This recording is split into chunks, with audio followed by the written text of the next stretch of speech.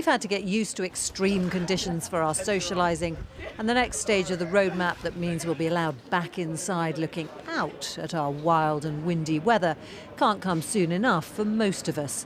Today, with infections at the lowest level since September, the Prime Minister announced the next significant move back to normality, not just back to the pub, but back to hugs, with caution. Today, we're taking a step towards that moment when we learn to live responsibly with COVID, when we cease eventually to rely on detailed government edicts and make our own decisions. So from next Monday, we're updating the guidance on close contact between friends and family, setting out the risks for everyone to make their own choices. So from next week in England, as well as giving people the choice of whether to hug close friends and family again, groups of 6 or 2 households will be allowed to meet indoors and be able to stay overnight.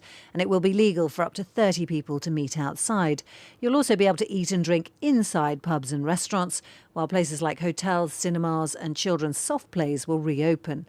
Up to 30 people will be able to attend weddings, but with no dancing yet, and more people at funerals. And secondary school pupils will no longer have to wear masks. Prime Minister, now you're telling people to use their own judgment on hugging. Given that it is a significant factor in the spread of COVID, are you expecting people to be extremely cautious about who and how often they hug? If I can also ask who you're looking forward to hugging. I think, and whoever I hug, I can assure you it will be done with caution and restraint.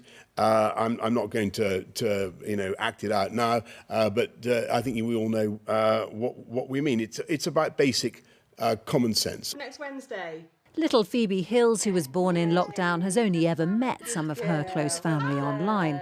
I can't wait for them to play together. I know, it's so nice. Next week, she'll play with her cousin inside for the first time, and there will be hugs.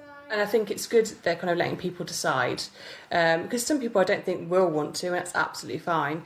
But I think that there are people that are desperate to have that hug again.